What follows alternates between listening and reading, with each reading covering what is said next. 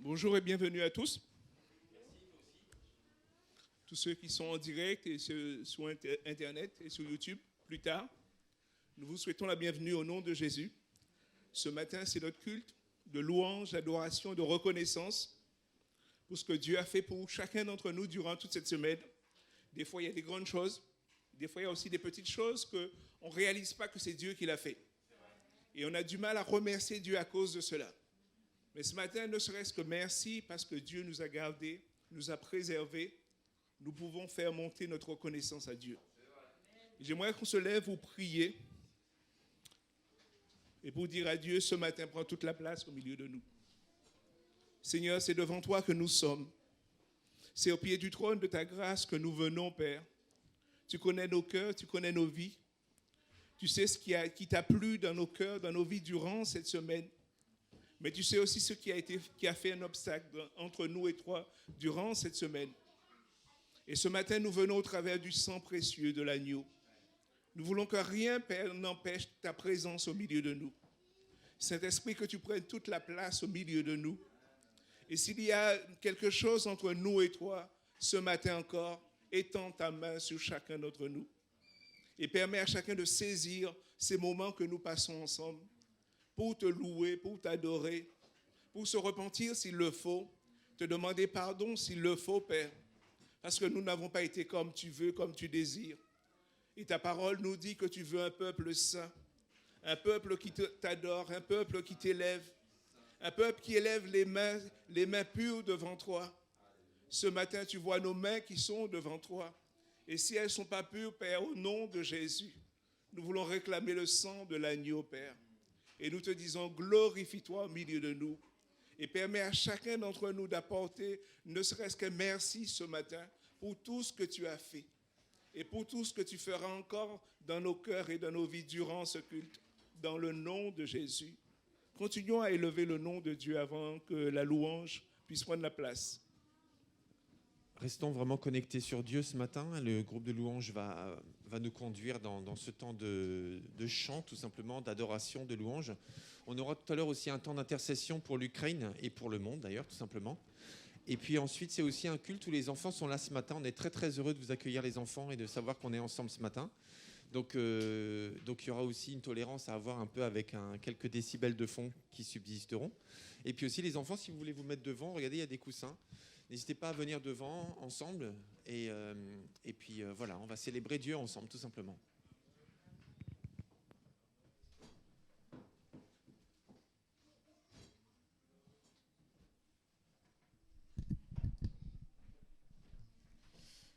Bonjour à tous. Pour introduire ces mois de louange, en fait, on sentait qu'avec tout ce qui se passait dans le monde, voilà, il y a eu beaucoup de tensions, beaucoup de stress, mais heureusement parce qu'avec notre Dieu, on est en paix, on est dans le calme, on est dans la confiance. Alors voilà, on va chanter ce chant qui peut être assez nouveau pour vous, mais qui nous dit vraiment que dans le calme et dans la confiance en notre Dieu, nous sommes à l'abri, nous sommes dans sa paix, mon Dieu.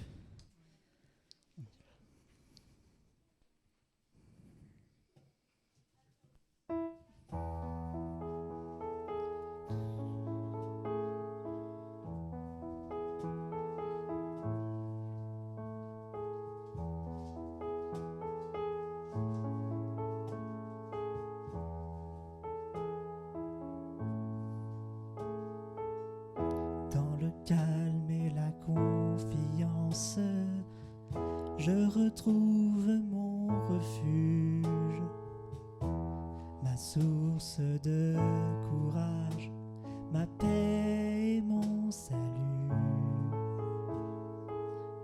Dans le calme et la confiance, en toi j'ai mon refuge. Tu m'attendais dans le silence et je suis venu. Sauveur de mon âme, révélé dans le secret, garde mon chemin constant, accorde-moi ta paix.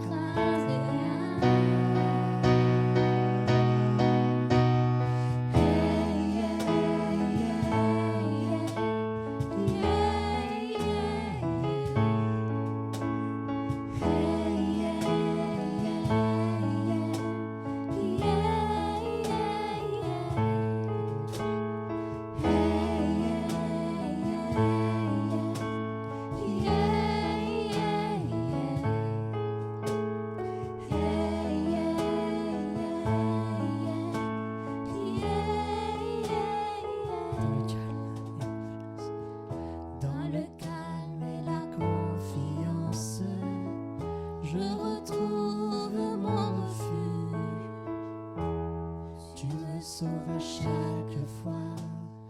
Et j'en suis ému. Et je suis ému. Et j'en suis ému. Alléluia. Merci Seigneur.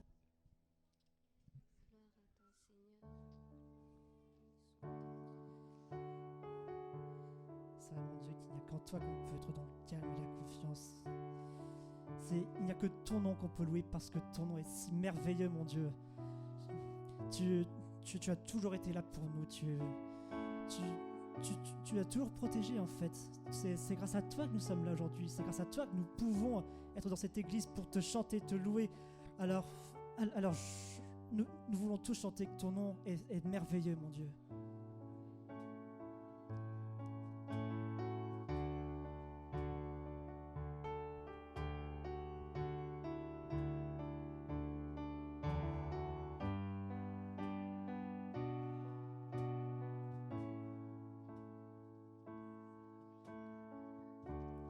J'étais là dès la création, Fils unique du Dieu très haut.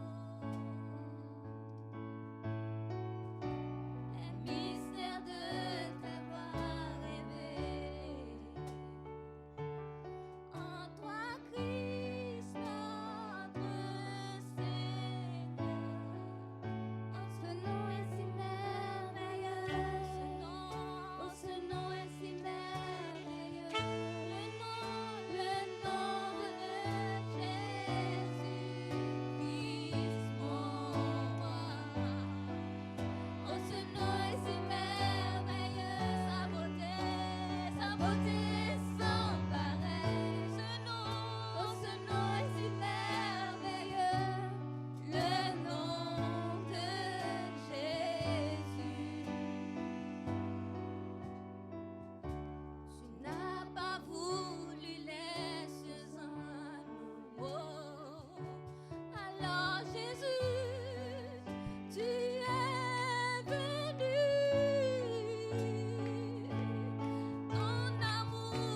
Ton amour a vaincu mon péché. Oh, rien ne peut nous séparer. Oh, ce nom est si glorieux, ce nom est si glorieux, le nom de notre Père, le nom de Jésus-Christ, il est le roi. Oh, ce nom est si merveilleux, sa beauté, oh, ce nom est si glorieux, le nom de Jésus. Béni soit ton nom, Seigneur. Tu es digne de gloire, Seigneur. Nous te louons, nous t'adorons. Béni soit ton nom.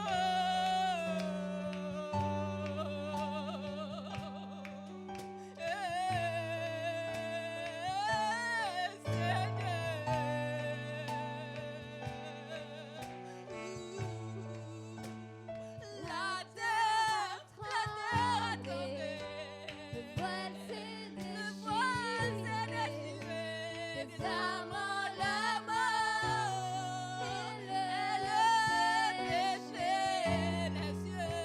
les cieux chantent, l'écho de ta victoire, car tu es le roi. Ressuscité, tu es sans rival, tu es sans égal.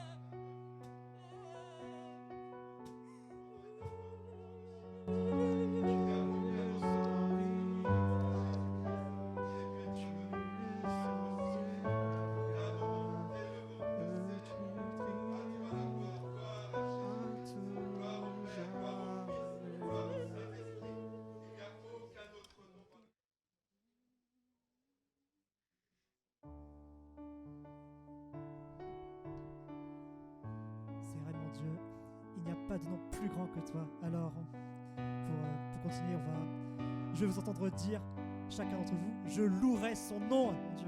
Je louerai son nom, mon Dieu.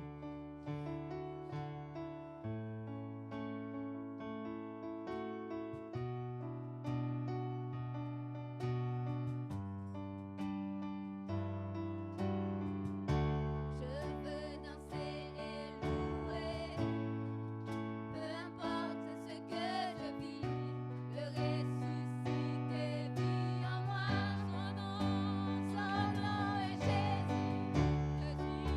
Je suis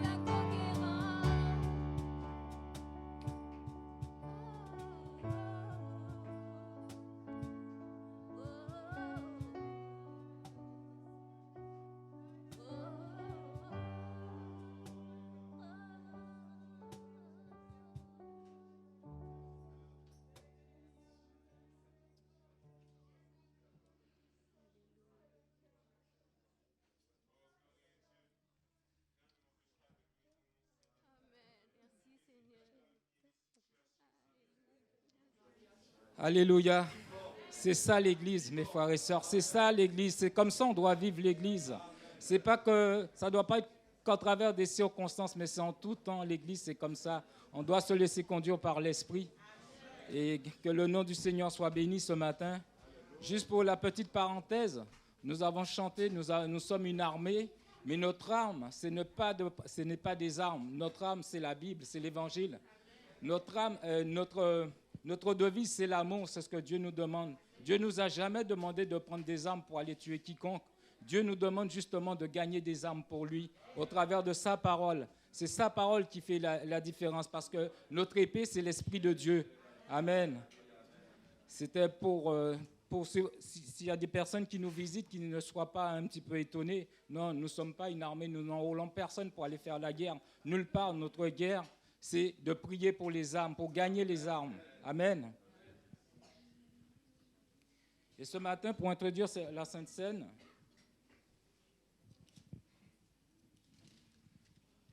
je vais vous faire une lecture dans 2 Pierre, à partir du verset 4. Il nous est dit « Approchez-vous de lui, car il est la pierre vivante que les hommes ont rejetée, mais que Dieu a choisie et à laquelle il attache une grande valeur.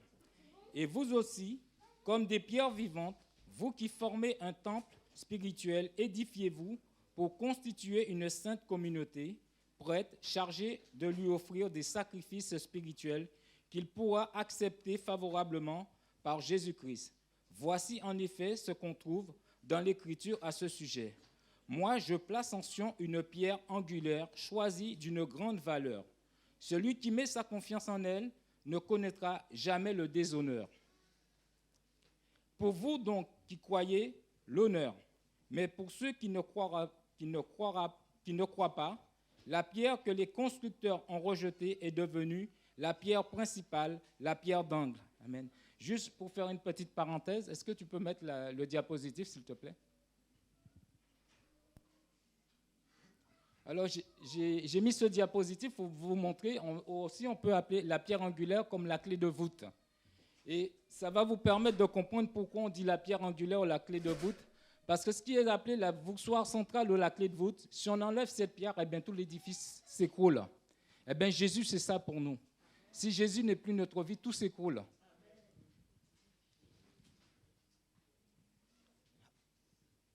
Une pierre qu'on heurte, un rocher qui fait trébucher. Et aussi, ça me fait penser aussi à Ésaïe 53 qui nous dit « Il n'avait ni beauté, ni éclat. » Et on l'a rejeté. C'est la même chose, la pierre d'angle qu'ont rejeté les bâtisseurs. C'est comme Ésaïe 53 qui nous dit « Il n'avait ni beauté, ni éclat. » Il n'avait rien pour attirer les regards. Il dit « Parce qu'ils refusent de croire à la parole, il leur arrive ce qui était prévu pour eux. Ils tombent à cause de cette pierre. Mais vous, vous êtes un peuple élu, une communauté de rois, de prêtres, une nation sainte, un peuple que Dieu a pris pour sien, pour que vous célébriez bien les œuvres merveilleuses de celui qui vous a appelé à passer des ténèbres à son admirable lumière. Car vous, qui autrefois n'étiez pas un peuple, vous êtes maintenant son peuple, le peuple de Dieu. Vous qui n'aviez pas obtenu compassion, vous avez désormais obtenu compassion. Amen. J'ai été un petit peu long ce matin, mais voilà ce que nous sommes quand nous nous tournons vers Dieu, quand nous nous tournons vers Jésus-Christ.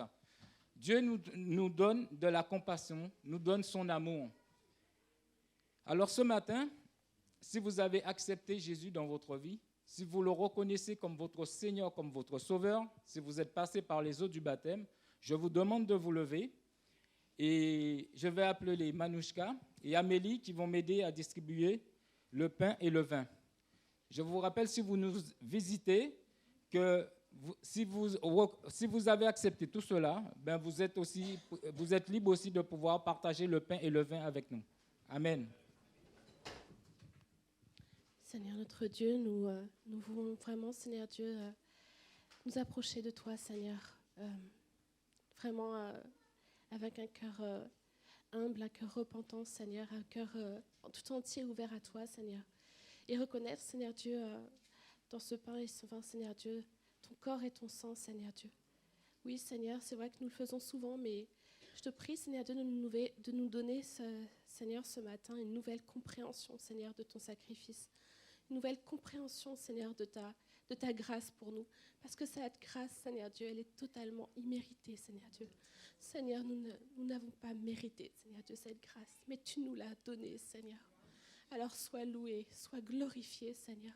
Merci pour ton sang. Merci, Seigneur, pour ton corps, Seigneur. Merci pour ton sacrifice, Seigneur. Seigneur, vraiment que toute gloire te soit rendue. Seigneur Jésus, en ton nom, Amen. Je vais faire différemment que Manouchka. Et on va passer le pain et ensuite le vin et on va tous le prendre ensemble. Amen. Je vous rappelle que la première coupe qui passera, ce sera la coupe de vin. Et si pour une raison ou une autre, moi je passerai avec la coupe de jus de raisin. On va faire comme ça et on va célébrer cette sainte scène ensemble, en unité.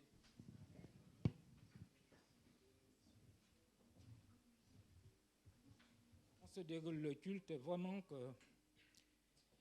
il est merveilleux, c'est vrai, le Seigneur est merveilleux. Il nous est dit dans Marc 14, à partir du verset 22, au cours du repas, Jésus prit du pain, puis après avoir prononcé la prière de reconnaissance, il le partagea en morceaux, il donna à ses disciples en disant, prenez ceci est mon corps. On va tous le prendre ensemble.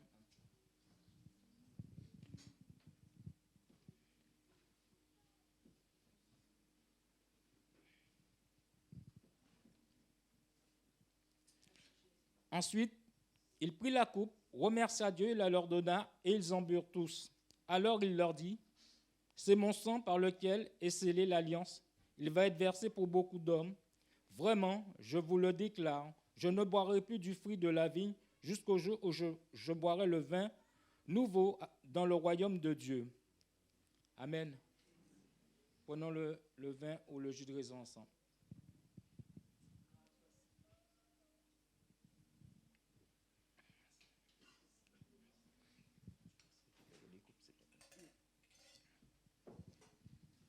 Continuons à adorer et à louer le Seigneur.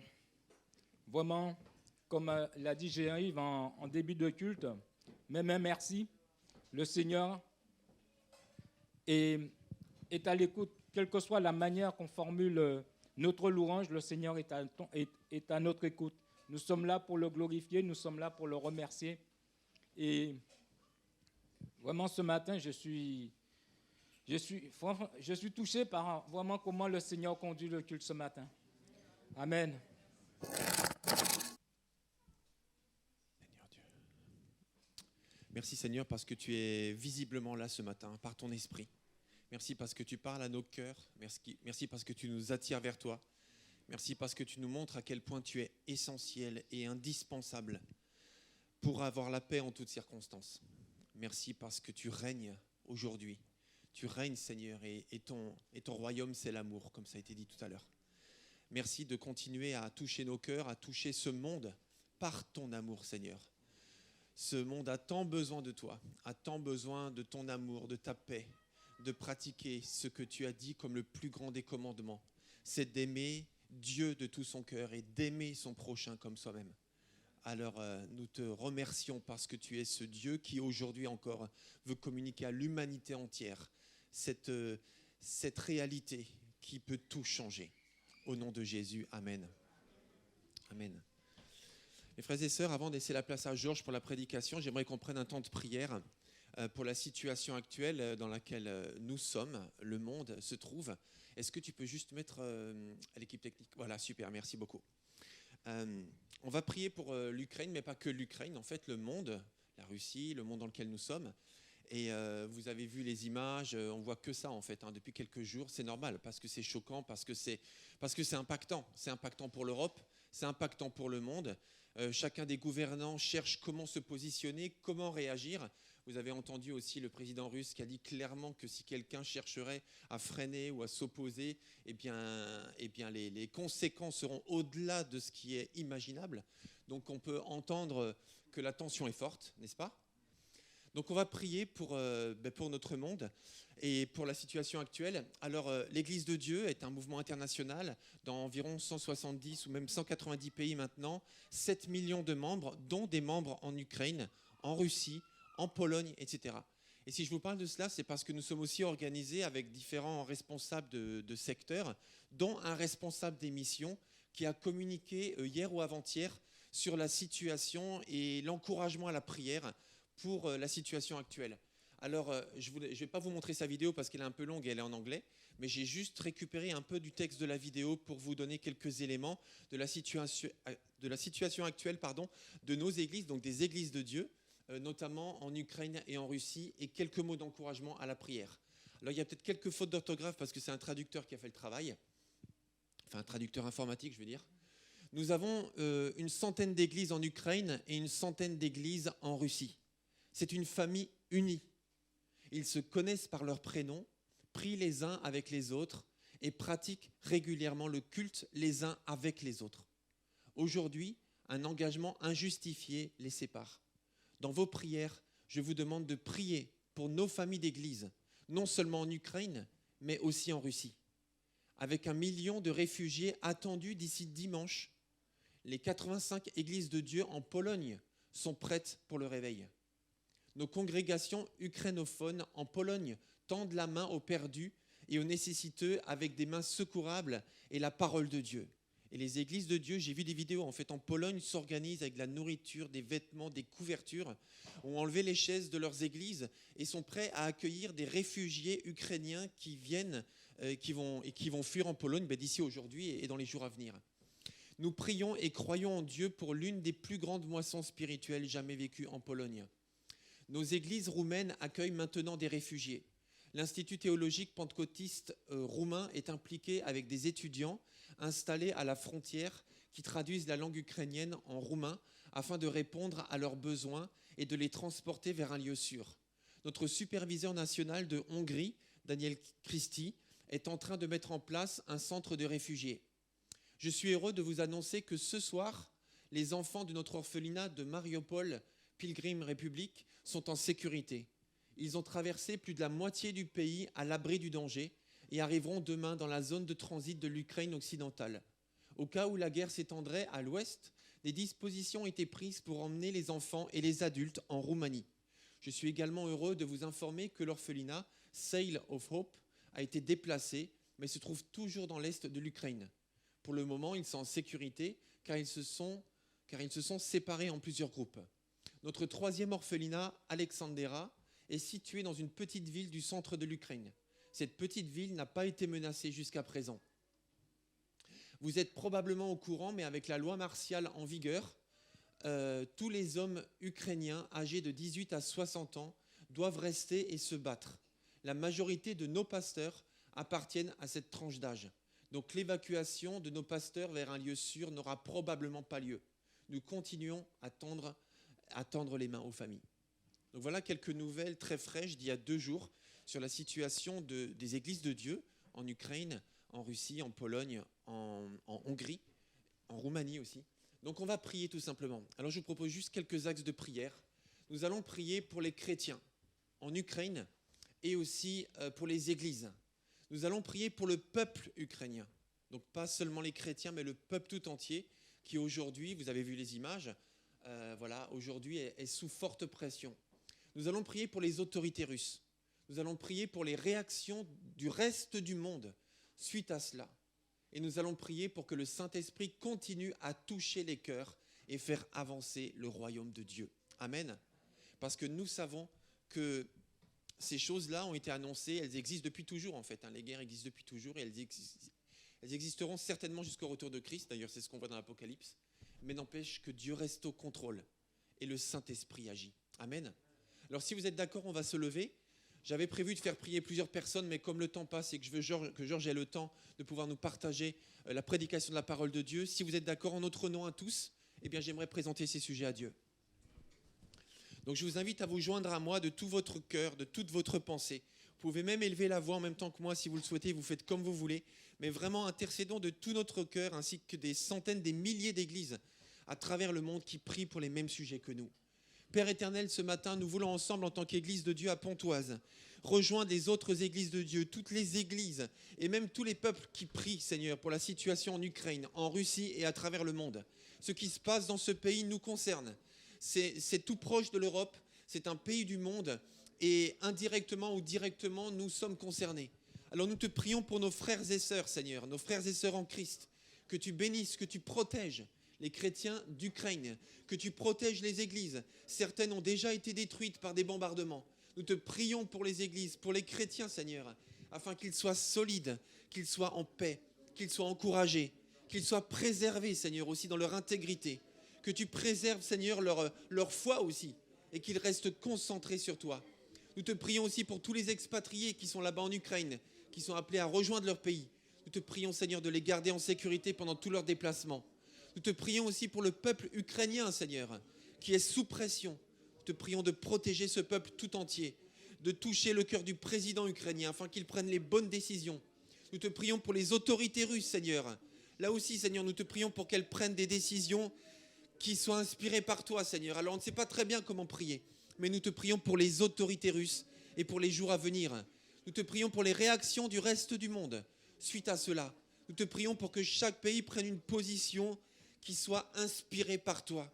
Parce que tu inspires ceux qui nous gouvernent. Tu nous demandes de prier pour ceux qui nous gouvernent.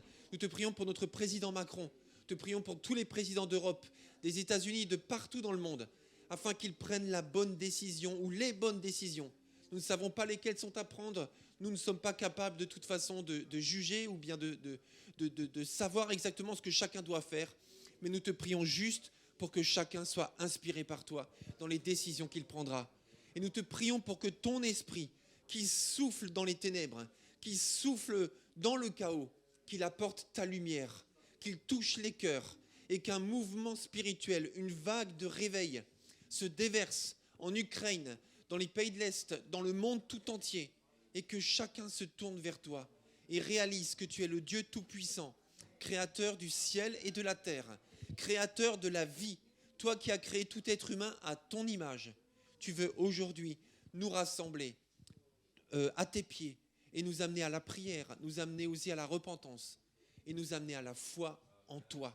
Alors je te prie pour qu'un mouvement de réveil de ton esprit se produise plus que jamais dans le passé, parce que nous croyons que jusqu'à ton retour, tu continues d'appeler l'humanité entière à se réconcilier avec toi. Alors c'est au nom de Jésus, toi qui as donné ta vie pour l'humanité tout entière, que nous te prions ce matin. Et tous ceux qui sont d'accord disent Amen, Amen, gloire à Dieu. Est-ce qu'on peut rendre gloire à Dieu, s'il vous plaît? C'est un acte de foi que nous faisons ce matin et d'espérance. Merci Georges de venir sur le devant. Et en même temps, je vous invite à continuer à la prière, mes amis. Continuons à la prière. Je vous invite aussi peut-être à pas trop regarder tout ce qui se passe à la télé, parce que ça, en fait, ça peut neutraliser la foi. Mais je ne dis pas qu'il ne faut pas regarder. Mais regardez modérément les chaînes d'infos. Vous regardez 15 minutes, vous arrêtez pour la journée, ça va suffire. Et ensuite, vous priez. Nous prions, nous prions, nous prions. Amen. Gloire à Dieu. Je vais juste prendre un chiffon pour te nettoyer le micro.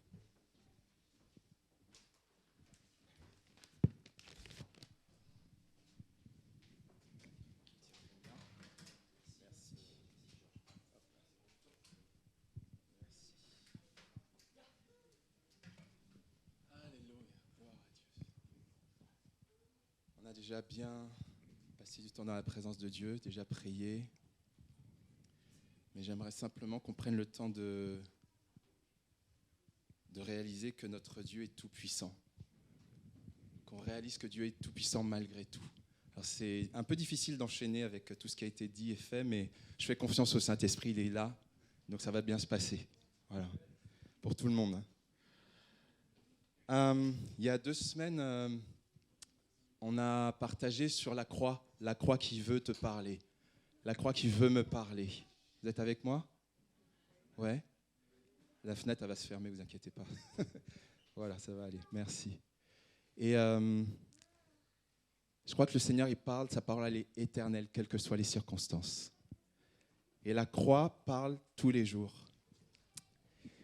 Alors, avant d'aller sur la suite du message que je vous ai partagé, je vais juste rappeler rapidement quelques éléments et puis on va prendre le temps de vraiment continuer à ouvrir nos cœurs à ce que le Seigneur veut nous dire ce matin. Je suis sûr que le Seigneur veut nous parler ce matin.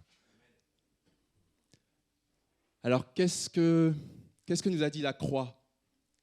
La croix nous a parlé de plusieurs choses. Elle nous a parlé de l'amour de Dieu, cet amour qui est total.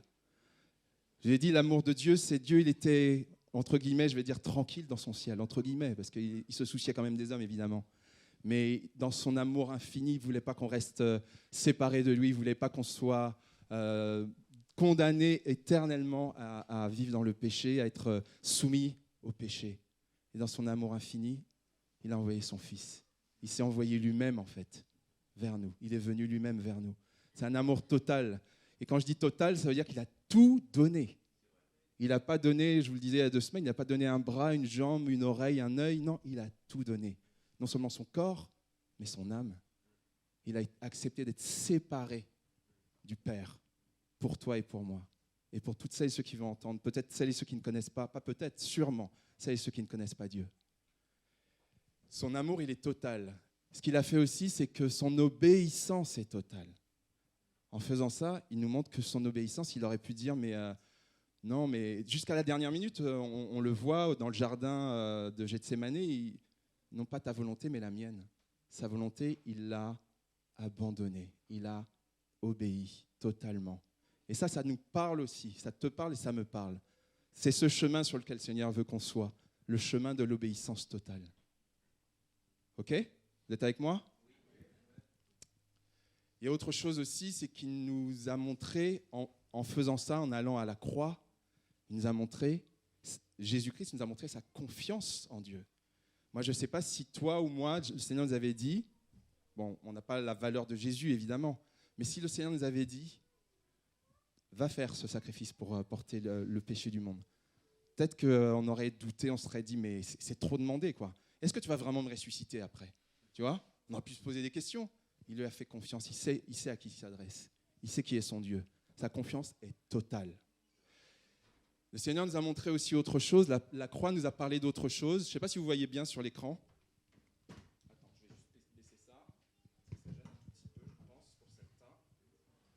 Hop. Je ne vais pas faire tomber, vous inquiétez pas. Voilà. C'est bon, vous voyez bien sur l'écran ? Ça va ? Ok. Il nous a montré que Jésus-Christ a subi une injustice. Alors je vais le dire parce que la diapo ne veut pas passer, sauf si vous pouvez m'aider, s'il vous plaît. Il a vécu une injustice incroyable, c'est une injustice qui est apparente. Parce qu'en fait, lui qui est innocent, il a payé pour les coupables. Un innocent ne paye pas pour un coupable. Dans la justice des hommes, normalement, un innocent ne doit pas payer. Mais lui, il a accepté, lui qui était pur et sans tache. Je rappelle ces choses, peut-être que c'est clair dans votre esprit, peut-être que ça ne l'est pas. Donc voilà, ça nous permet d'être tous avec les mêmes éléments de départ. Et puis, le Seigneur nous a montré que son sacrifice est unique. Je ne vais pas rentrer dans les détails, revenez sur...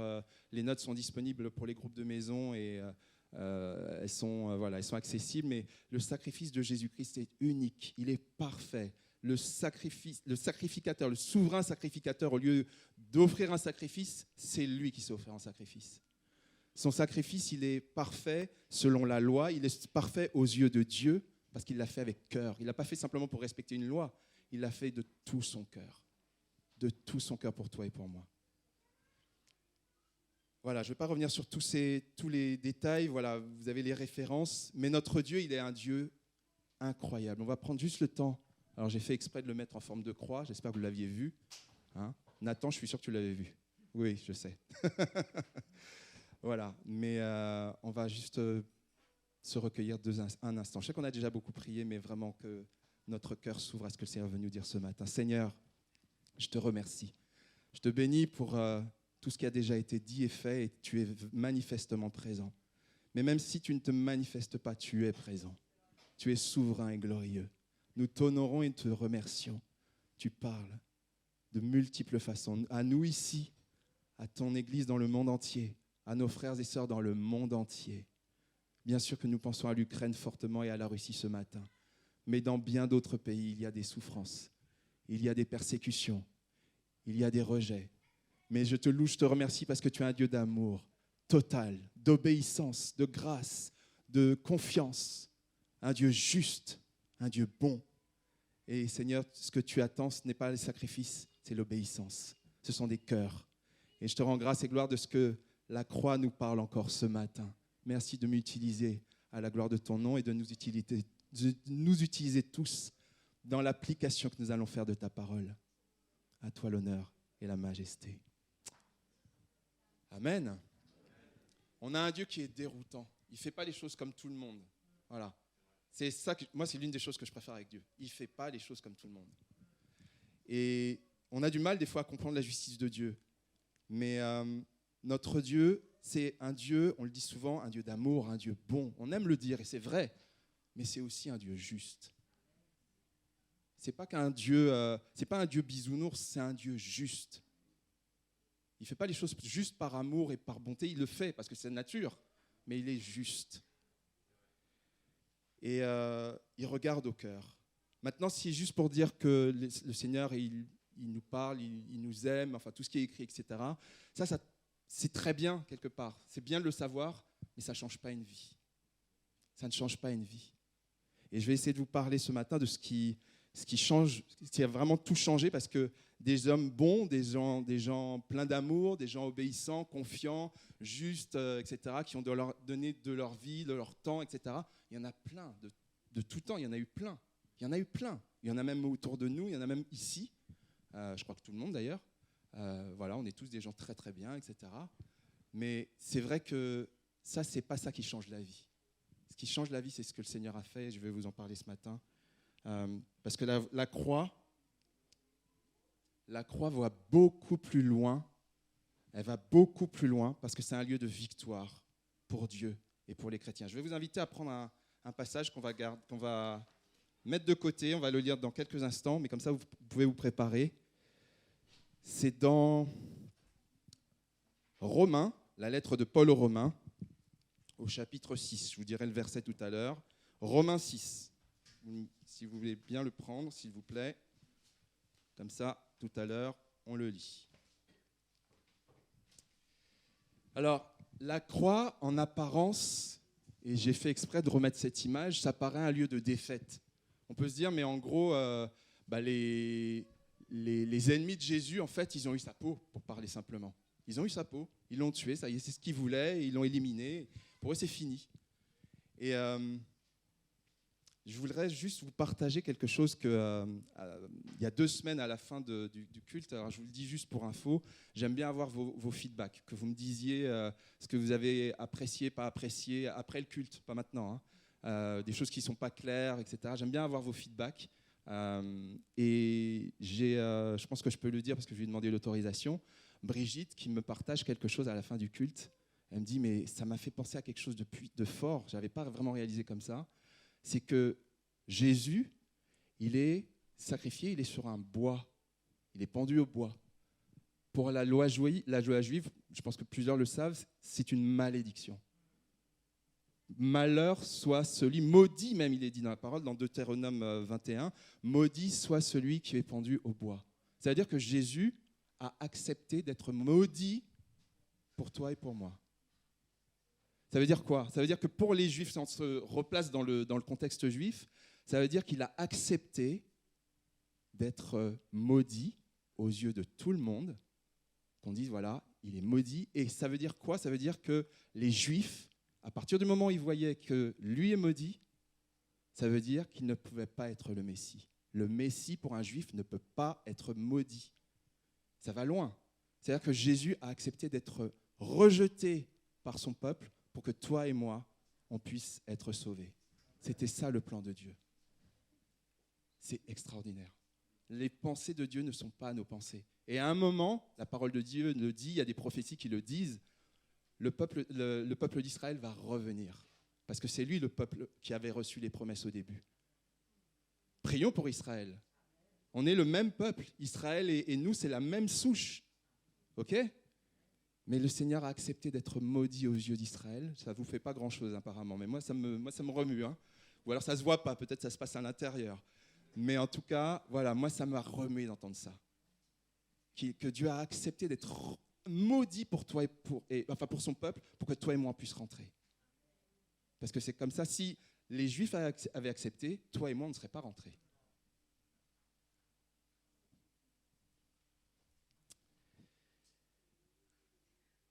Alors on a un Dieu qui est plein de paradoxes. On peut se dire, mais comment ça se fait que notre Dieu, la mort de Christ peut constituer une victoire? On va parler de la victoire ce matin. Parce que je vous ai parlé de plein de choses que je vous ai montré tout à l'heure sur la précédente diapo. Mais là, on va parler de la victoire de Dieu. Alors, je ne l'ai pas fait exprès, je ne savais pas qu'évidemment, on avait parlé de guerre et de tout ça, mais on met ça de côté pour l'instant. La victoire, elle est en Christ, elle est éternelle. Mais comment la mort du Christ peut constituer une victoire? Quand on voit que Jésus est mort, on se dit, mais c'est une défaite, ce n'est pas une victoire. Alors on va essayer de voir ça un petit peu plus en détail ce matin. Et Dieu fait les choses de manière incroyable. Il choisit des gens qui sont indignes, des gens qui sont faibles. Il a choisi Moïse, Gédéon, Paul pour annoncer son message. Il a choisi des moyens ou des personnes qui paraissent des moyens un peu surprenants. Il demande à Noé de constituer une arche. Les gens se sont moqués de lui. Ils disent, mais t'es fou, qu'est-ce que tu fais pendant 100 ans à constituer une arche? Qu'est-ce que tu fais? C'est quoi ton délire là? Et en fait, c'est ce que le Seigneur lui a demandé de faire. Et il savait très bien, on connaît l'histoire, il savait très bien pourquoi il fallait qu'il le fasse. Dieu utilise des moyens fous et incroyables. Mais on va voir qu'on a un Dieu qui est un Dieu de victoire. Alors, les pensées de Dieu, oui, ne sont pas les nôtres. Et on va commencer par la victoire sur le péché. La victoire sur le péché que Dieu a remportée, il a remporté 3 victoires. La première, c'est la victoire sur le péché. Avant de lire ce verset, je voudrais qu'on prenne ce que je vous ai demandé de prendre. Là, c'est Romains 6 au verset maintenant 23. Romains 6, 23. Je vais le lire, si ça ne vous dérange pas. Alors, il y a tout un développement qui parle de notre relation avec Dieu, de ce que le péché peut nous avoir séparés de Dieu. Mais le Seigneur nous dit, en effet, le salaire du péché, la rétribution du péché, la conséquence du péché, c'est la mort. Mais le don gratuit de Dieu, c'est la vie éternelle en Jésus-Christ. Amen. Ça veut dire que notre Dieu sait qu'à cause du péché qu'il y avait dans l'humanité, il fallait qu'il y ait une mort. Et c'était cette séparation qu'on a depuis Adam et Ève, mais c'était cette séparation qui allait continuer si Dieu n'avait pas choisi de faire autrement. Et Dieu a choisi de faire autrement.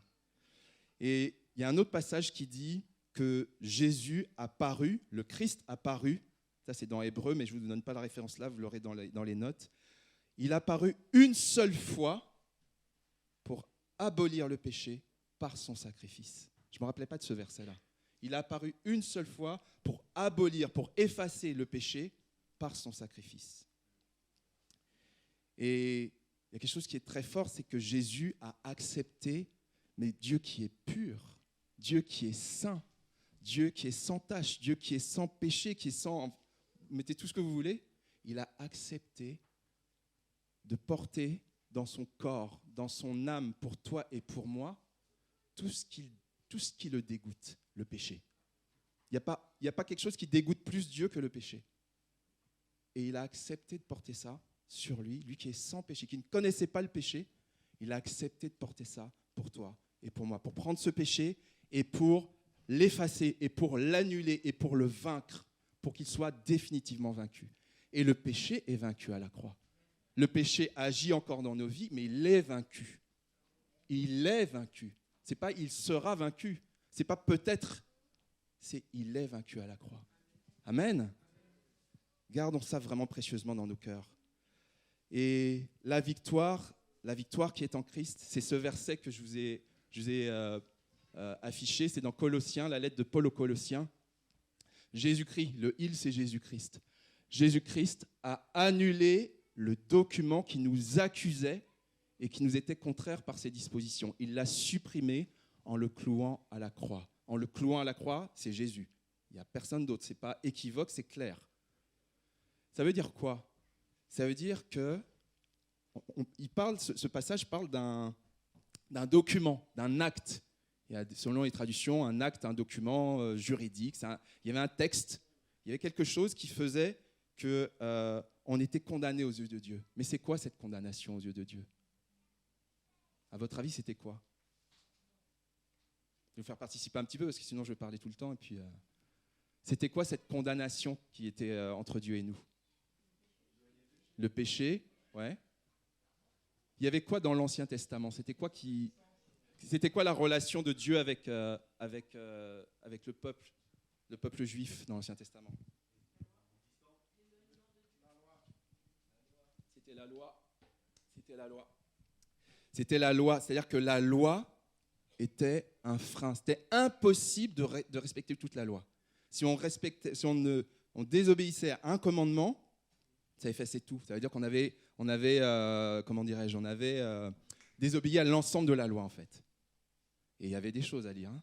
Il y avait 10 commandements, il y avait Deutéronome, Exode, Lévitique, Nombre, etc. Il y a plus de 613 règles de base pour un juif, aujourd'hui encore, à respecter. 613. Je ne suis pas sûr qu'on puisse respecter 613 règles. Même le code de la route, je crois qu'il y en a moins. C'est très compliqué. Et si on contrevient à une, on contrevient à toutes. Et en fait, il y a plusieurs interprétations de ce texte, mais l'une d'elles, c'est de dire que l'annulation de la condamnation qui est associée à la désobéissance des règles de l'Ancien Testament, c'est tellement difficile que ça oblige à pécher. C'est-à-dire qu'on était obligé de pécher, qu'on le veuille ou qu'on ne le veuille pas. Voilà, même par ignorance. Et Jésus, l'une des interprétations, c'est de dire qu'il a annulé ça. Il a annulé la puissance qu'il y avait derrière la loi qui nous poussait fatalement au péché. C'est ça que ça veut dire. Mais il y a une autre interprétation de ce texte-là. Moi, c'est celle que je pensais la plus juste, mais je pense que les deux ont une vérité.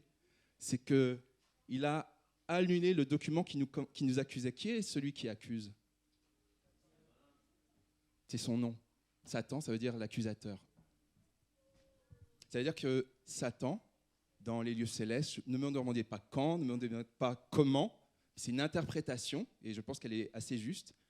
Dans l'éternité, à un moment donné, il est venu avec un acte, il avait écrit quelque chose pour te condamner, pour me condamner, pour dire ils sont coupables.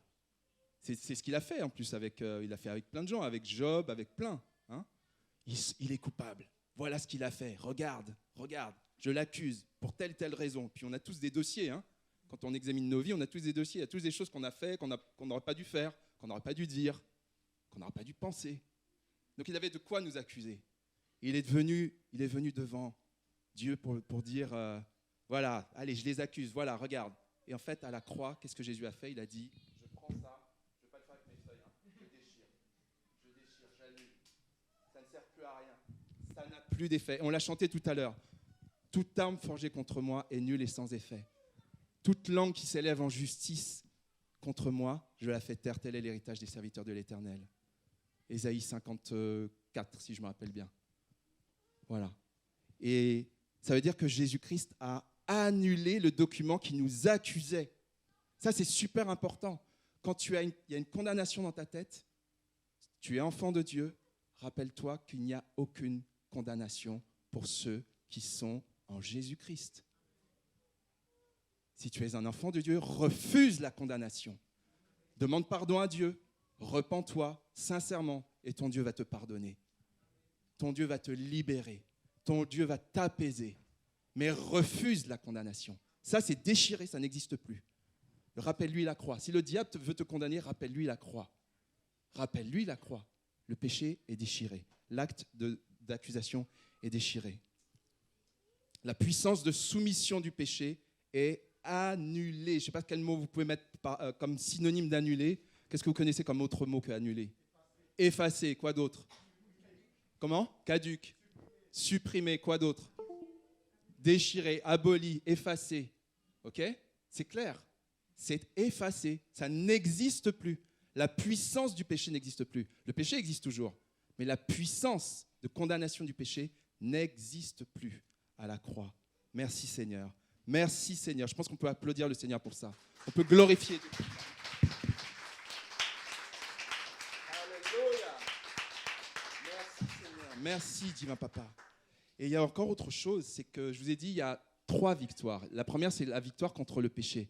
La deuxième victoire, c'est la victoire sur la mort. Est-ce qu'on peut prendre ce chant ensemble? Je sais qu'on a déjà chanté, hein, mais j'ai vraiment à cœur qu'on le prenne. Louez le roi. Louez le roi. Sa mort nous a libérés.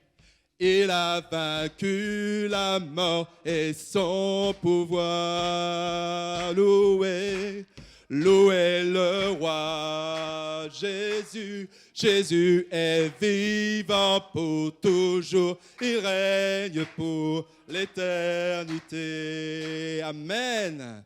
Louez le roi, il est vivant, il est ressuscité. Alors, on connaît l'histoire.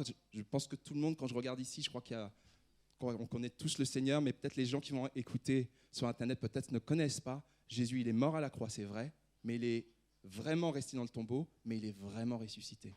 Il y a des gens qui l'ont vu, il y a des gens qui l'ont touché. Et il y a quelque chose qui m'a surpris, j'y pensais ce matin d'ailleurs sous la douche. Des fois ça arrive, on a des pensées sous la douche. Je ne sais pas si ça vous arrive, je ne sais pas si ça descend avec l'eau, je ne sais pas. Et quelque chose qui m'a surpris, c'est que Jésus, quand il est ressuscité, il y a des femmes qui sont venues avec les aromates, qui venaient au tombeau, etc. Et en fait, Jésus est ressuscité, ça s'est fait en cachette, en fait. Personne n'a vu qu'il est ressuscité. On l'a vu après. Les anges ont révélé qu'il est ressuscité. Mais personne n'a vu quand il s'est levé. Il aurait pu... Moi, je me suis dit, mais on voit bien que Dieu est Dieu et qu'il ne raisonne pas comme un être humain.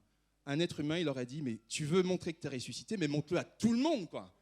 C'est vraiment, il y a de la lumière, il monte, c'est spectaculaire. Enfin, le monde entier ou Jérusalem, enfin, peu importe, les gens voient que Jésus est ressuscité. Jésus, il fait ça en cachette, en douce, discrètement. Ça vous a jamais surpris? Moi, ça m'a surpris. Enfin, peut-être que vous l'aviez réalisé, moi, c'est sous la douche que je m'en suis rendu compte ce matin. Mais moi, je me suis dit, mais Seigneur, pourquoi tu as fait ça? La pensée qui m'est venue, c'est que le Seigneur attend d'abord notre foi. La foi avant la vue. Ils l'ont vu au bout d'un moment. Ils l'ont vu. Il s'est montré je ne sais combien de fois aux hommes, aux disciples, à 500 personnes, etc., etc. Mais d'abord la foi. Parce que les femmes, quand elles ont rencontré les anges leur ont dit, il est ressuscité. C'est une question de foi. Elles ne l'ont pas vu. Mais il est vraiment ressuscité. Et il l'a montré après. La foi avant la vue. Ça, je pense que ça peut te parler ou me parler. Encore et encore et encore. Fais travailler ta foi avant ta vue. La vue viendra, mais la foi d'abord, qui est basée sur la parole de Dieu. Là encore, on a vu comme on a vu que son sacrifice est unique, la résurrection même de Jésus-Christ est incomparable, elle est unique. Elle est unique parce que le ressuscité, la personne qui allait mourir, a annoncé qu'elle allait ressusciter. Personne ne peut faire ça. Personne ne peut faire ça, à part Jésus. Il a dit qu'il allait ressusciter. Il n'y a aucune intervention humaine non plus. C'est-à-dire que Jésus, quand il va ressusciter Lazare, quand dans l'Ancien Testament on voit Élisée qui ressuscite l'enfant de la veuve de Naïn, etc., il y a une intervention humaine, il y a quelqu'un qui intervient. Là, c'est, entre guillemets, sans intervention. C'est pas entre guillemets, c'est sans intervention humaine. C'est Dieu qui agit.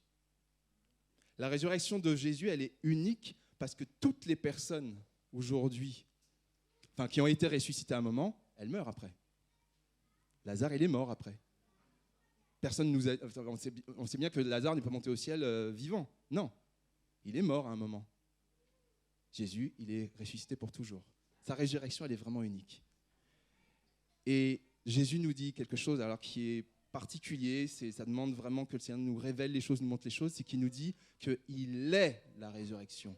C'est une personne. Je suis la résurrection et la vie. Jésus-Christ est une personne. La résurrection est une personne. C'est étonnant, c'est surprenant, mais c'est quand même ce que Dieu dit et c'est la vérité. Alors, ce qui est fort, c'est que Dieu n'est pas ressuscité pour lui tout seul. Et moi, ça me parle. Jésus-Christ, il n'est pas ressuscité juste pour lui, pour dire, voilà, je suis ressuscité, c'est bien, je vous ai montré que je suis hyper fort, je suis tout puissant, je peux tout faire. Non, il est ressuscité pour nous communiquer sa vie. Il est ressuscité pour que toi aussi tu ressuscites. Pour que toi aussi, qui étais mort, qui ne connaissais pas Dieu, tu connaisses la vie nouvelle. C'est ça, la puissance de la résurrection, entre autres. On a regardé la mort de Jésus-Christ à la croix. On a les yeux sur la souffrance de Jésus, sur le poids, sur la portée, le sens de la résurrection, de la mort de Jésus à la croix. Mais la victoire que Jésus-Christ a eue sur la mort, elle nous appelle à regarder notre propre mort à la croix. Est-ce que tu sais que toi et moi, on est morts à la croix? Peut-être que tu ne le savais pas. Toi et moi, on est morts à la croix. Je vais vous montrer un verset et on va le partager. Romains 6, si vous voulez le prendre dans vos applications, vos Bibles que vous avez, mais sinon c'est affiché. Romains 6, versets 5 et 6. Et on va rester un moment sur ce passage. C'est fondamental. Alors, en effet, ça veut dire qu'il y avait quelque chose avant. Voilà, lisez, vous verrez. Et nous c'est... Bon, je ne vais pas analyser, on va le lire d'abord et puis on verra. Nous avons été totalement unis à lui au moment où nous sommes morts avec lui. C'est écrit, nous sommes morts avec lui, au moment où nous sommes morts avec lui. Donc à la croix, toi et moi, on est morts avec le Christ. C'est ça que ça veut dire. On va y revenir. De même, nous serons unis à lui en nous levant comme lui de la mort, la résurrection. Comprenons bien ceci, ce que nous étions avant a été cloué sur la croix avec Christ. Alors le péché qui fait partie de nous-mêmes est détruit et nous ne sommes plus esclaves du péché. J'espère que toi et moi, on est tous morts à des choses dans notre vie. Il y a des choses qui ont disparu parce qu'elles n'avaient plus lieu d'être, parce qu'elles nous séparaient de Dieu. Elles sont vraiment mortes dans notre vie. Vraiment. Je le souhaite pour tous et que ça continue et que vraiment on soit dépouillé des choses qui nous séparent de Dieu et qui nous amènent en fait à la mort éternelle, la séparation de Dieu. En fait, Dieu déclare dans ce passage-là 3 choses pour qu'on puisse voir l'œuvre de la croix comme Dieu l'a vue. Parce que nous, on voit avec notre sensibilité. Et moi, c'est vrai, quand je réalise la souffrance physique même ou psychologique de Jésus, ça me fait mal, ça me fait souffrir. Mais c'est même au-delà de ça. C'est que cette souffrance-là, enfin cette mort-là, elle s'adresse à nous maintenant. Il dit, nous avons été totalement unis à la mort de Christ. Mais on peut se dire, mais comment c'est possible, puisqu'on n'était pas nés à l'époque. On n'était pas là il y a 2000 et quelques années, par définition. Ça veut dire que le Seigneur nous dit que tu es associé à Jésus-Christ dans ses souffrances. On est associé à Dieu dans ses souffrances. On est associé à Dieu dans le fait qu'on se dépouille, qu'on abandonne des mauvaises pensées, des mauvaises façons de fonctionner, comment dirais-je, le fait qu'on ait envie de juger si facilement, le fait qu'on ait envie de dire du mal des gens si facilement, le fait qu'on ait besoin de toujours faire les choses avec violence. Voilà, on pourrait prendre plein d'exemples. Voilà. Et ces choses-là, elles sont mortes à la croix.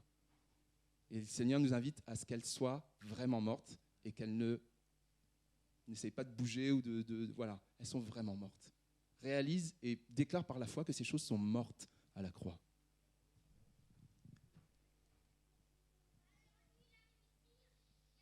Un peu plus tard, c'est dit dans ce passage, nous serons unis avec lui. Ça veut dire que là, il y a la promesse d'entrer dans une nouvelle vie, dans une vie totalement renouvelée, dans le royaume de Dieu qui est tellement beau, qui est tellement riche, qui est tellement abondant. Et ça, on le vit, mais c'est par la foi, encore une fois. Ça, c'est l'Esprit de Dieu qui parle déjà à nos cœurs, qui a déjà parlé à nos cœurs. L'Esprit de Dieu a déjà parlé à tout le monde ici, à un moment donné. À partir du moment où tu as donné ta vie à Dieu, à partir du moment où tu te poses des questions, à partir du moment où tu as réalisé que tu as besoin de Dieu, le Seigneur de Dieu, ça veut dire que l'Esprit de Dieu t'a déjà parlé. L'Esprit de Dieu t'a déjà parlé. Et l'Esprit de Dieu agit déjà dans ta vie. C'est à toi de lui laisser la place. Il nous dit que nous serons unis à lui. Ça veut dire qu'il nous fait cette promesse de la vie éternelle, d'être unis à lui sur la terre, mais pour l'éternité. Et ce que nous étions avant le péché nous détruit. Ce que nous étions avant et le péché sont détruits dans nos vies et nous n'en sommes plus esclaves. Et ça c'est puissant parce que ça veut dire que, encore une fois, le péché a perdu son pouvoir. Il a perdu son autorité. Je sais que je l'ai déjà dit, mais je tiens vraiment, vraiment que chacune et chacun, on garde ça dans notre cœur. Le péché agit, mais il a perdu son pouvoir. C'est deux choses différentes. On peut être tenté de mal dire, de mal se comporter, de ne pas vouloir pardonner, de ne pas vouloir pardonner. Je ne dis pas que c'est facile de pardonner, de ne pas vouloir pardonner. On peut avoir cette tendance de vivre comme on vivait avant quand on ne connaissait pas Dieu, mais on sait que comme on réalise que le péché est vaincu, on sait qu'il n'a pas de puissance sur nous. On sait qu'on n'est pas obligé de se soumettre aux diktats du péché dans notre vie. Et on lui dit non, ça c'était avant, je ne fonctionne plus comme ça. Moi je suis un enfant de Dieu, je marche et je vais de l'avant. Voilà.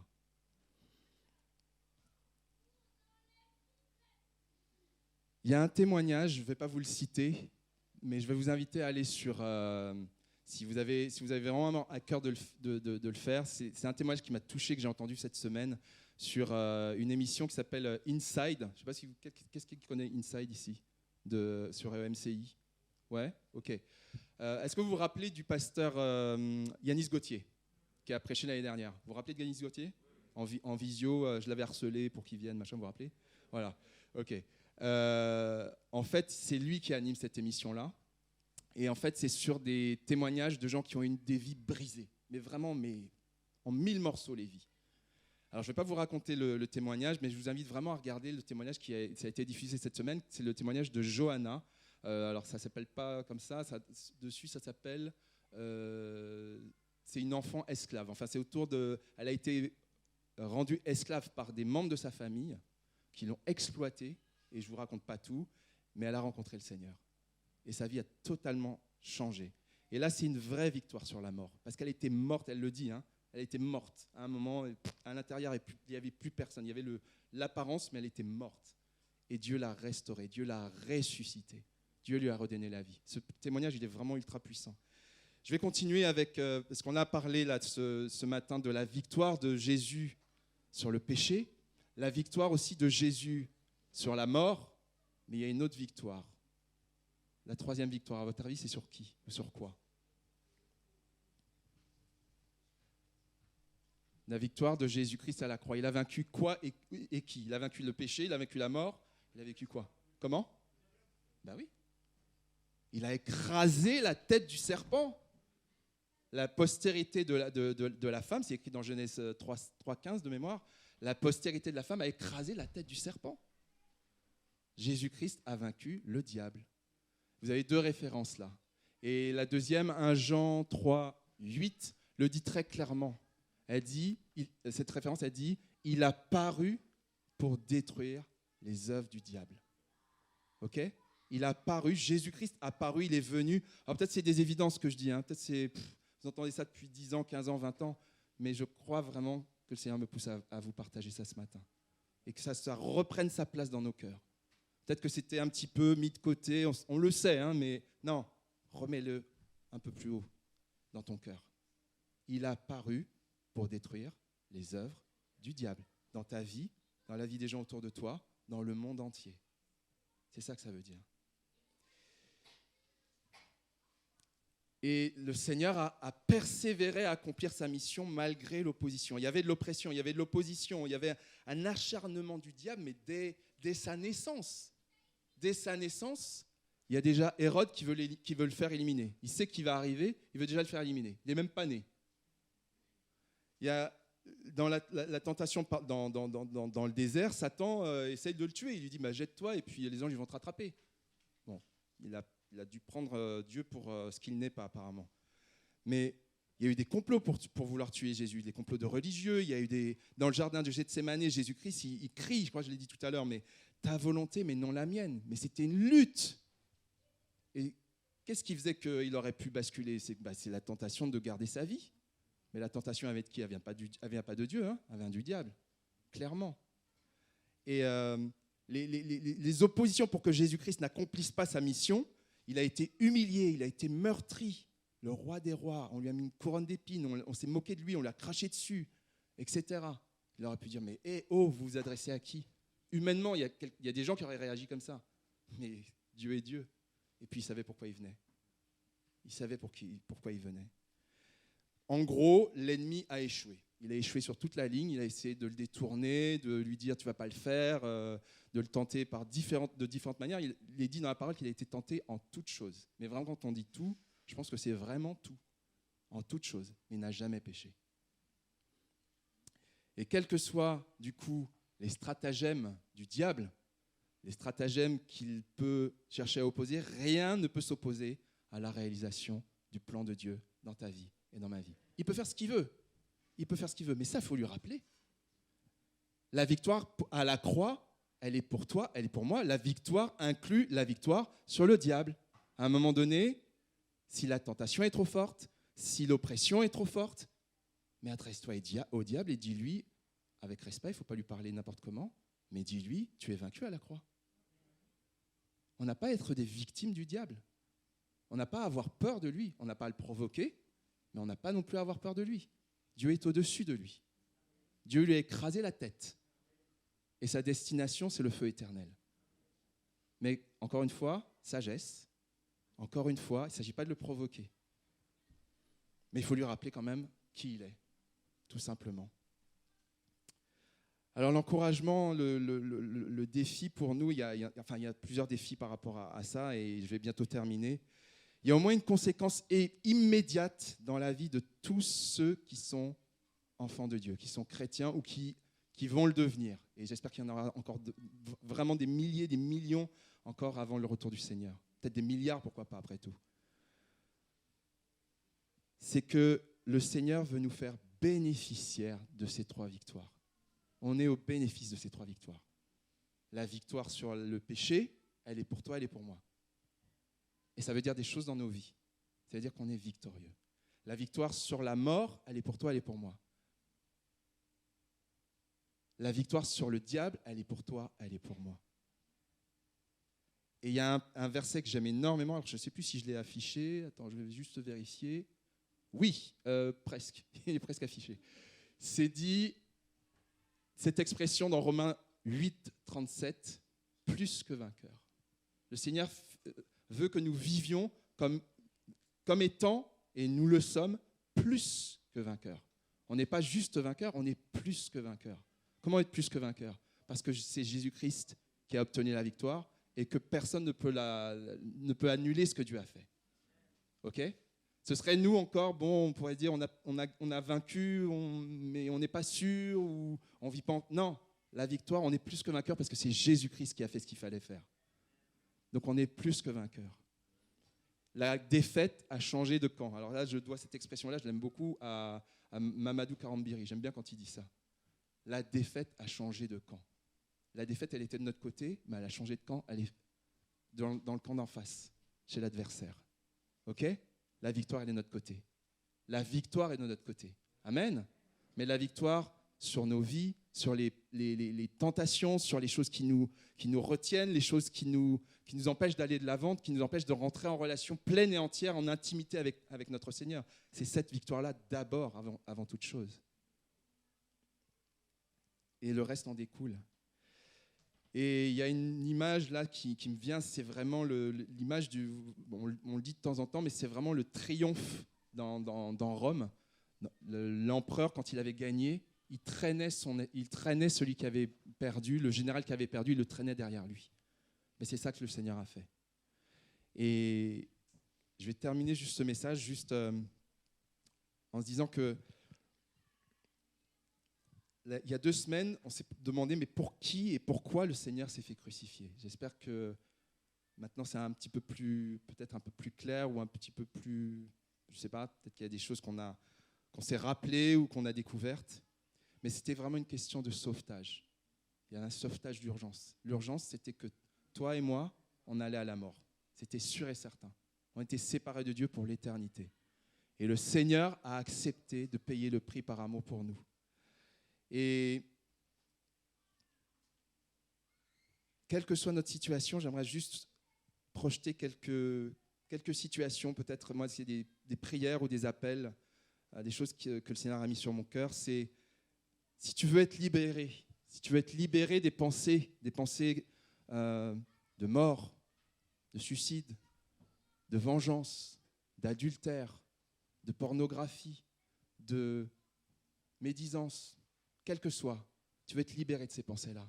Sache que Jésus-Christ, il a payé le prix à la croix pour ça. Tu n'as pas à te battre tout seul contre ça. Jésus-Christ, il a déjà remporté la victoire. Viens, Seigneur. Viens à la croix et contemple Jésus et saisis ta victoire sur le péché, la mort et le diable. Parce que cette victoire-là, elle est pour toi. Si tu veux retrouver la paix que tu as perdue parce que tu n'as peut-être jamais connu la paix ou presque pas connu la paix, sache que le Prince de paix t'aime. Il te pardonne. Viens à la croix, contemple Jésus aussi. Contemple Jésus.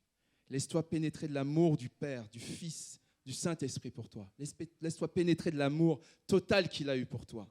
Reçois cet amour-là. Tu peux venir même si c'est pour la première fois ou tu peux retourner à Dieu. Si c'est peut-être tu as besoin de revenir à Dieu, de remettre les choses dans l'ordre dans ta vie. Tu le sais.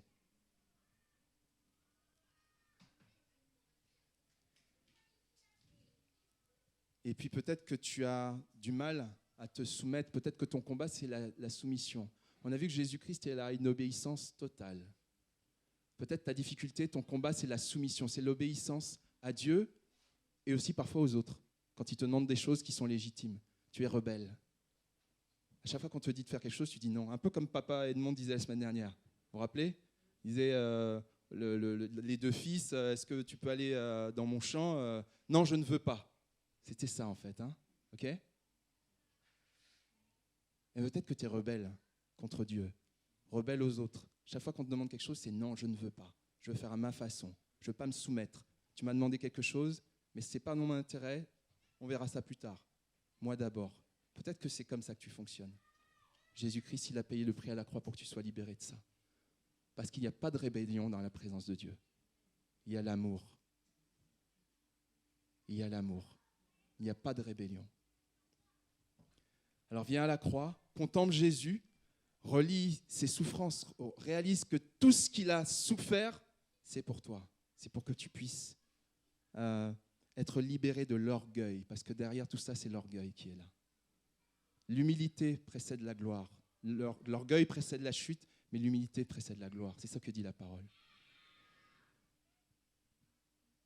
Alors je vais m'arrêter là. Mais saisissons la bénédiction de Dieu, tout simplement, parce que Dieu veut vraiment que la croix nous parle ce matin et qu'elle ait un impact dans notre vie. Amen.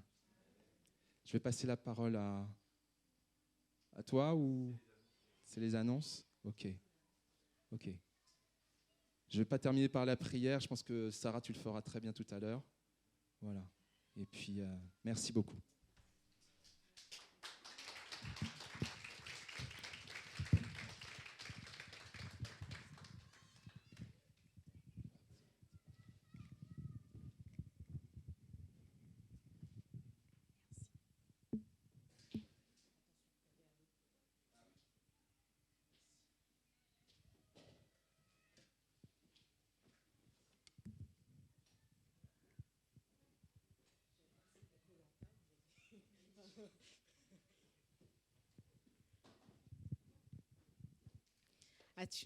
Actuellement, nous avons les paniers qui circulent.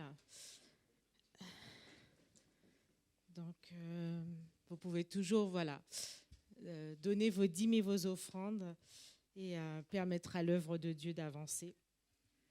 N'oublions pas aussi notre projet d'église, le projet en partenariat avec Espérer 95. Donc, les boîtes sont toujours à l'arrière et vous avez reçu cette semaine la liste des choses nécessaires qui a été réactualisée par rapport aux tailles des couches, par exemple.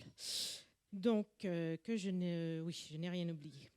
Donc, cette semaine, non, on m'a demandé de préciser qu'il y a le groupe de jeunes, c'est ça. Et oui, c'est pour ça. Il y a un très beau visuel, génial. Ah d'accord, donc il faut... D'accord.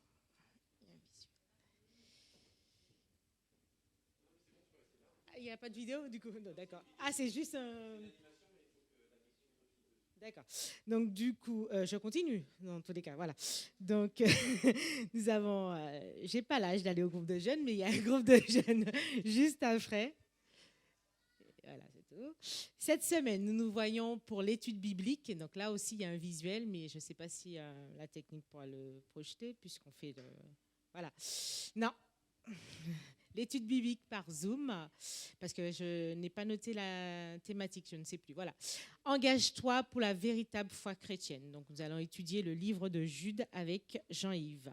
Dimanche, nous avons notre culte à 10h30 et la prédication sera apportée par le pasteur Thierry André.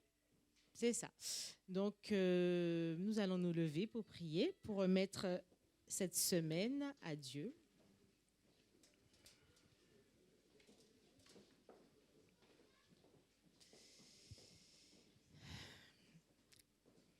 Merci Seigneur parce que ton Église, elle est belle.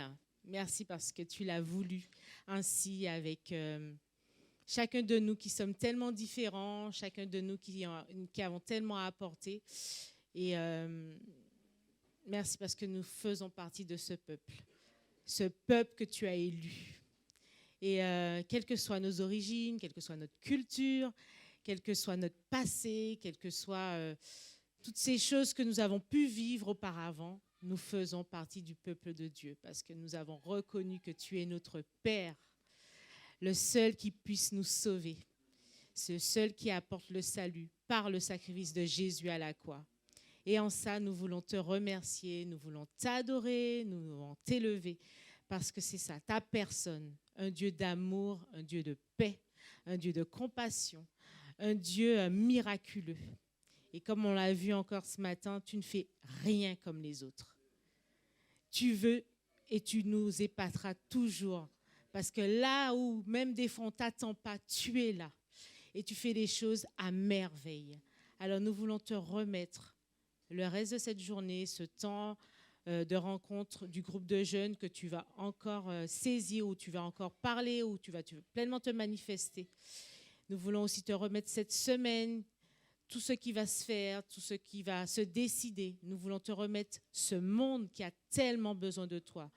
Te remettre les dirigeants, te remettre les chrétiens aux quatre coins du monde qui ont besoin de ta sagesse, de ton discernement pour savoir comment se positionner, quoi faire, quoi dire et que chacun puisse expérimenter ta présence. C'est vrai que c'est ta présence qui fait la différence dans nos vies pour que nous puissions vivre et être l'évangile. Cette bonne nouvelle que chaque être humain a besoin. Alors manifeste-toi pleinement dans les vies et que cette semaine soit conduite, dirigée par toi. Mets la paix dans nos cœurs. Lorsqu'il y a du tumulte, lorsqu'il y a du bruit à l'extérieur, mets la paix à l'intérieur de nos cœurs. Et que cette paix, à son tour, puisse se manifester dans nos vies pour que nous puissions bénir les autres. Parce que tu es ce Dieu de paix. Alors remplis-nous de paix pour que nous soyons une bénédiction pour les autres et que chacun se rappelle que nous avons la victoire parce que tu as obtenu la victoire, Jésus, à la croix. Sois magnifié, élevé, honoré pour qui tu es. Et nous voulons te remettre à ta place. À chaque fois que tout bouge autour de nous, nous te mettons à la place du roi, celui qui met l'équilibre en toutes choses pour que tout le reste se taise. Sois glorifié, Jésus, en ton nom. Amen. Bonne semaine. Soyez bénis.